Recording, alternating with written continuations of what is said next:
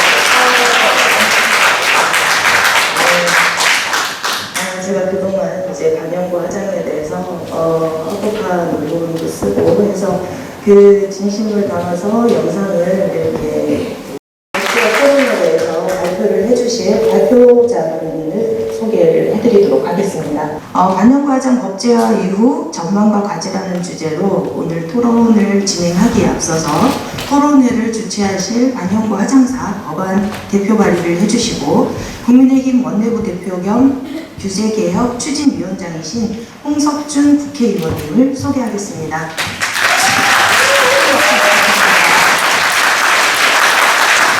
보건학, 교육학 측면에서 토론을 해주실 전국대학 보건학 교육학회장 및 한국보건의료산업학회 부회장을 역임하고 계시고 현재 대구한의대학교 재활보건대학장이신 유한근 교수님을 소개해드리겠습니다. 그리고 의료인을 대표하여 참석해주신 코엘 의원 대표원장 이동규 원장님을 소개해드립니다. 반갑습니다. 오늘 토론은 세 분의 전문가들께서 워낙에 해당 분야의 전문적인 분들이시기 때문에 내용에 대한 총합을 하는 것보다는 해당 영역에서의 이슈적인 부분이나 추가적으로 제언해 주실 부분에 대해서 듣는 시간을 갖도록 하겠습니다. 자, 주제 발표가 있겠는데요. 먼저 국민의힘 홍석준 의원님께서는 오늘도 아주 뜻깊은 행사에 참석하게 되었습니다. 저는 왜 제가 반영구 화장 법안을 발의를 하게 됐는지 배경하고 그리고 제 법안의 내용 그리고 향후 계획에 대해서 말씀을 드리고자 합니다. 이 반영구 화장을 디자인하고 직접 시술을 하는데 이 손재주가 우리나라 사람처럼 이렇게 있는 나라는 저는 감이 거의 없다고 생각을 합니다. 그런데 정작 대한민국에서는 이게 합법화가 되고 있지 않다는 것을 그때 비로소 2014년 15년도에 알게 되었습니다. 그런데 저는 공무원 입장에서 법을 만들 수 있는 그런 입장도 아니기 때문에 어떤 현실에 대한 한탄만 하고 또 관련된 부처인 복지부라든지 그런데 건의만 하는 그런 어떤 생각에 머물러 있었습니다. 그런데 우리 코엘 원장님도 계시지만 의료 분야에 있어서는 참 이게 인체의 건강과 생명에 관련되어 있다 보니까 소위 말해서 규제가 굉장히 많습니다. 물론 필요한 규제가 대부분인데 그러나 그 규제의 영역이 상당히 애매한 부분이 많습니다. 그 마치 불법과 합법 사이의 중간 단계에 있는 거예요. 지금 반영구 화장이 딱 그런 어떤 상황이라고 저는 생각합니다. 합법도 아니고 그리고 이미 사업자 등록을 허용했다는 것 자체가 국가에서 또 완전한 불법도 아닌 중간적인 영역에 지금 현재 놓여 있는 겁니다. 이 반영구 화장 합법화를 반드시 해야 되겠다 이런 생각을 평소에도 갖고 있었습니다만은 11월 달부터 이 몇몇 전문가 분들하고 상의해서 이제 1월 초에 법안 발의를 하게 되었습니다. 두 번째로 제 법안의 내용에 대해서 제가 말씀을 드리겠습니다. 과거에도 이렇게 반영구 화장 법안 발의가 되었습니다. 그런데 저는 실패할 수밖에 없는 원인들이 있었다고 생각을 합니다. 그 원인은 뭐냐? 첫 번째로 전문가들은 이게 당연히 알고 있지만 일반 국민들은 모르는 게, 예를 들면은 반영구 화장, 타투, SNP 이런 어떤 부분들에 대해서 이게 같다고 생각을 합니다. 그래서 타투가 곧 SNP고 반영구 화장이라고 생각을 합니다. 그러다 보니까 아직까지 국민 정서에서는 이 타투가 여러 가지 교육적으로나 그리고 의료적으로나 그리고 여러 가지 윤리적으로 문제가 있다는 생각을 갖고 있는 국민들, 특히 교육계 학부모님들이라든지 또 종교계라든지 이런 어떤 거부감이 상당히 있는 것이 사실입니다.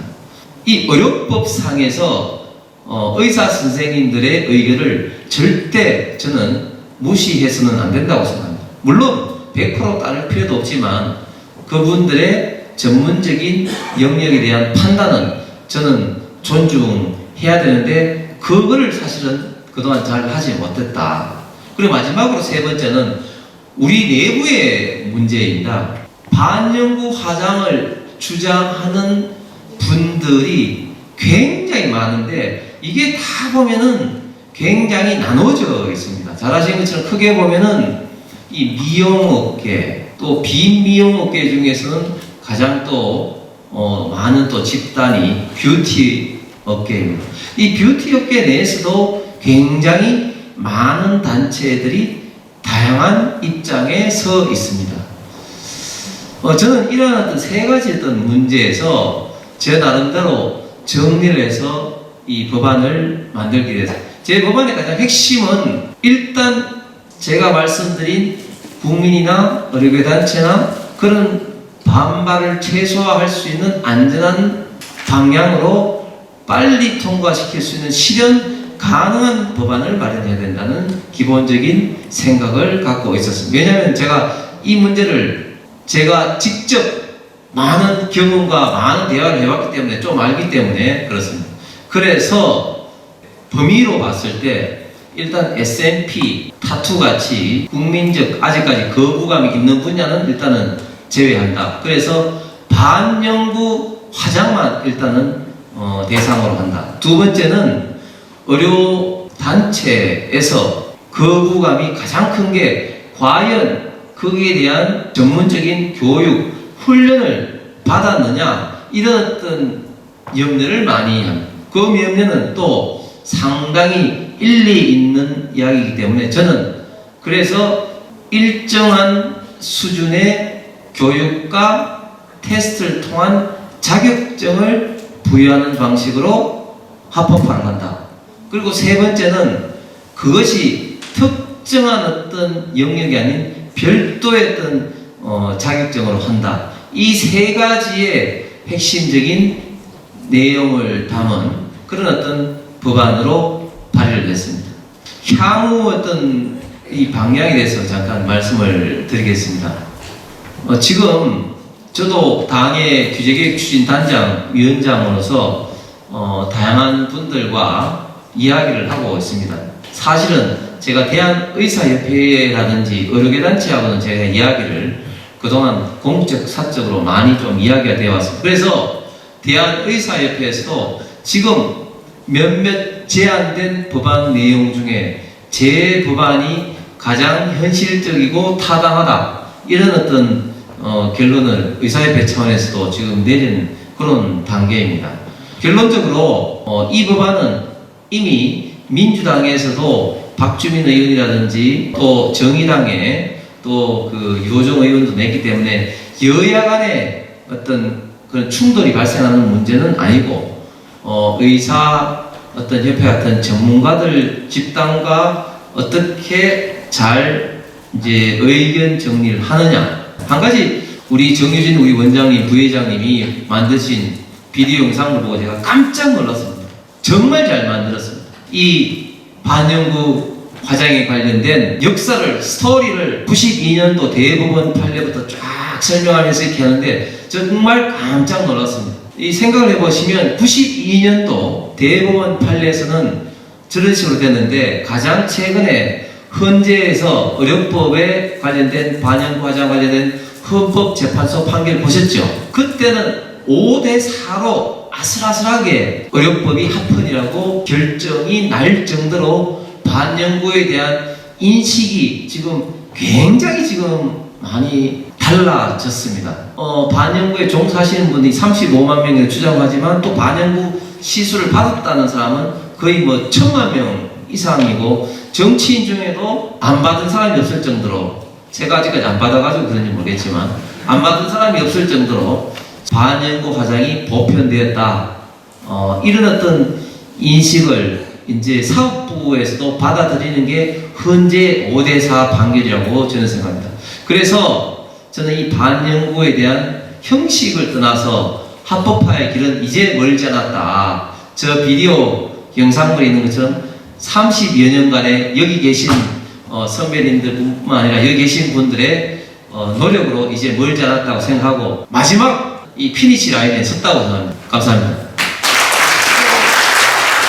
다음으로 유한근 교수님께서 보건학적 그리고 교육학적 측면에 대해서 말씀을 해주시겠습니다. 대관의대학교의 유한근 교수입니다. 근데 사실 이 반영구 부분은 지금 아까 말씀하신 것처럼 현재 의사가 아닌 경우에 있어서 이게 다른 사람이 하면은 뭐 불법 행위고 또 그런 부분들이 실제 제가 우리 학생들, 석박사 대학원생들 논문 쓰는 거 보면 말이에요. 조사시켜 보면은 이게 의료의 목적으로 이용한 사람들 거의 없어요. 거의 이용의 목적으로 이렇게 대부분이 하고 아까 그 슬라이드에서 본 것처럼 전체 그 시술 장소도 그렇고 시술을 하는 사람들도 그렇고 뭐 35만 명 이렇게 하고 있는데 그런 쪽에서 이게 너무나 그 현실과 법적인 괴리가 이렇게 큰 게 아닌가. 이게 굉장히 이게 좀 바람직하지 않은 것 같아. 이게 불안전하고 그래서 이런 것을 어떻게 좀 합법화 시켜서 정말 뷰티 산업을 활성화시켜주고 또 새로운 직역을 갖다가 만들고 그렇죠? 그리고 이제 국민보건상에서도 지금까지 좀 이렇게 문제됐던 부분을 갖다가 안심하고 이렇게 서비스 받을 수 있는 그런 체계가 빨리 만들어요. 법적 제도화가 만들어져야 되는 것이 아닌가라는 그 개인적인 그 생각을 하고 있습니다. 그리고 또 아까 얘기한 것처럼 이 경제, 이 산업 분야의 아주 전문가이신 차원에서 이 법에 그 대표 발의한 것이 굉장히 의미가 있다. 이거 꼭 책임지고 하셔야 되겠다. 라는 생각을 이렇게 하게 됐습니다. 실제 이 현행법과 현장에서 인식 차이가 너무나 크고 이게 이제 음성적으로 이루어지다 보니까 반복적으로 생각하는 것이 지도 관리 감독이 제대로 안 되는 거죠. 그 온전한 그거의 피해는 소비자가 될 수가 있어요. 국민에게 될 수도 있고 반영 화장을 시술하는 제공자한테도 또 이게 해당이 될 수가 있습니다. 그래서 이 고리를 좀 빨리 엮어진 이 부분을 좀 풀어주셔야 될 것 같고요. 이 반영구 화장의 특성상 이것이 이제 직접 그 신체에 시술을 해야 되지 않습니까? 그래서 이걸 우리가 보통 전문적인 용어로 침습행위라고 얘기를 하는데 또 고객하고 또 시술자 간의 신체 접촉도 굉장히 아주 밀접하고 또 그런 차원에서 이게 제대로 이 보건위생 관리가 이루어지지 못하면은 감염의 위험수가 항상 상존합니다. 그리고 부작용이 나타날 수가 있는 거죠. 그런 측면에서 우리가 제도적으로 염료 관리라든가 또는 시술 공간 도구에 대한 거라든가 또 개인 위생 그리고 또 보호 장비에 관한 그런 부분이라든가 또 거기서 나오는 여러 가지 폐기물 처리 있지 않습니까? 이런 부분들 또 정기적인 그 위생교육 같은 것이 여러 부분에서 아주 유기적으로 철저하게 이루어지고 그래야만이 이것이 이제 제대로 자리를 잡을 수 있을 거라고 생각합니다. 그리고 이제 교육적인 측면에서는 이 반영구 화장에 대한 그 제도화된 그 수준 높은 어떤 그 전문 기술 교육이 필요하다고 개인적으로 생각을 하고 있습니다. 현재 뭐 반영구 화장에 대한 교육이 뭐 일부 협회 또 일부 학원이라든가 또는 그 개인 샵에서 이렇게 이루어지는데 그런 것들이 굉장히 단편적이고 좀 질적인 관리가 제대로 안 되고 있습니다. 그래서 그런 부분을 또 그로 인해서 피해도 생기고요. 그래서 제대로 역량을 갖춘 우리 반영구 화장의 전문가들을 양성할 수 있는 그런 정식 교육기관이잖아요. 그런 쪽에서 또는 학회라든가 이런 쪽에서 공식적인 기관에서 이런 교육과정을 개발하고 또 운영을 하고 또 교육을 하는 사람들, 강사에 대한 어떤 질적인 수준, 평가 이런 부분들이 이제 함께 이루어져야 된다고 이렇게 생각하고 있습니다. 다시 한번 좀 결론적으로 말씀을 드리면은 우리나라의 뷰티 산업 이걸 이제 한 차원 높게 육성 발전시키고 이게 세계로 뻗어나가고 또 새로운 직업의 창출 그리고 국민의 안전 이런 건강 보호를 위해서는 정말로 우리 후보님께서 대표 발의하신 이런 법안이 잘 국회를 통과해서 진짜 제도적으로 안착할 수 있게 그렇게 되기를 바랍니다. 감사합니다. 코엘 의원 대표원장님이신 이동규 원장님께서 의료인을 대표해서 반영과정 법제화에 대한 의견을 들어보겠습니다. 문신 시술은 바늘로 피부의 완전성을 침해하는 방식으로 이게 이제 불법화된 내용이고요. 그 밑에 홍 의원님께서 말씀하셨듯이 5대4라고 했는데 그 나머지 4의 의견이 이렇습니다. 문신 시술은 치료 목적 행위가 아닌 점에서 무면허 의료 행위와 구분된다. 그렇죠? 치료 목적은 아니죠. 그리고 안정성만을 강조해 의료인에게만 허용한다면 증가하는 수요를 충족하지 못해 오히려 불법적이고 위험한 시술을 조장할 우려가 있다. 그 문신이라고 하는 거는 굉장히 깊이 들어가요. 진피층까지 들어가는데 반영구 화장이라고 하는 요 시술 자체는 거의 대부분 표피층에서 이루어집니다. 근데 완전히 성숙하면 각질만을 남기고 세포들을 죽게 되고 그 다음에 계속 탈락되어 나가요. 그 기간은 대개 한 달 정도로 보고 있고요. 우리가 지금 핵심이 이건 것 같아요. 반영구냐 문신이냐. 문신은 대개 0.2에서 2mm 깊이로 시술을 하게 돼요. 반영구 화장은 0.1에서 0.2. 그래서 보면은 지금 문신을 한 거 한 자국을 타서 빨갛게 지금 게 한 직후예요 이게. 근데 반영구 화장 같은 경우에는 뭐 이거 거의 표시가 안 하지 않아요. 정확하게 시술되는 반영구적인 반영구 화장은 비침습적이라고 볼 수 있다. 물론 이건 교과서적인 의미가 아닙니다만은. 그리고 불법적으로 시술하는 시술자 외에 정상적이고 체계적인 교육을 받은 시술자가 허가받은 장비, 제품 사용해서 하면은 안전성이 확보되어 있지 않나라고 생각을 합니다. 그래서 시술은 아티스트들이 해주시고 제가는 의사가 하고 아시죠? 맨 마지막 줄은 따로 읽지는 않겠습니다.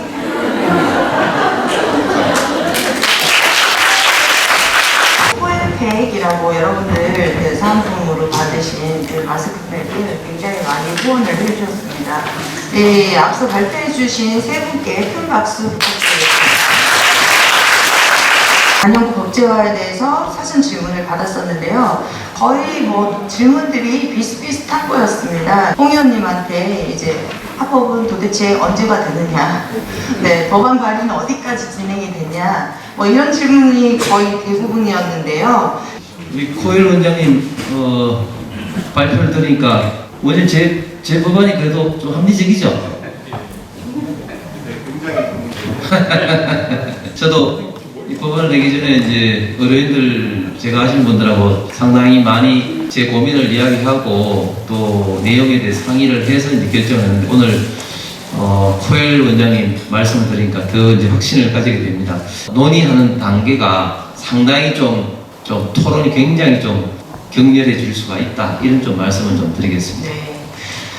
말씀하신 대로 이제 만약에 법제화가 된다면 앞으로 교육하고 그리고 시술 그리고 위생에 대해서 많은 변화가 있을 거라고 생각을 하는데요. 한 가지 이제 우스운 것은 우리 영 교수님도 말씀하셨습니다만 이미 이 반영구 화장 관련된 교육 전공이 학교에서 가르치고 있는데 이 부분 현장에서는 아직까지도 합법화되고 있지 않다는 것은 사실은 굉장히 지금 언밸런스한 거죠. 사실은 이게 반영구 화장이 불법이라면은 이 학교에서 이 가르치는 것도 물론 이제 의대에서 가르치는 건 합법이겠지만 그렇지 않은 학과에서 가르치는 것 자체도 사실은 불법이지 않습니까? 참 웃기는 어떤 그런 상황이 지금 진행이 되고 있는 거죠. 그러니까 이런 부분에 대해서는 빨리 합법화되고 시행령도 자연스럽게 논의가 되면서 뭐 교육과정은 이미 상당 부분 있으니까 시설 기준, 자격증 관련된 어떤 그런 규정이 이제 정해지게 될 것 같습니다. 오늘 좋은 말씀 자연분 삼아서 우리 좋은 미래 반영구인들이 될 수 있는 계기가 될 수 있었던 것 같습니다.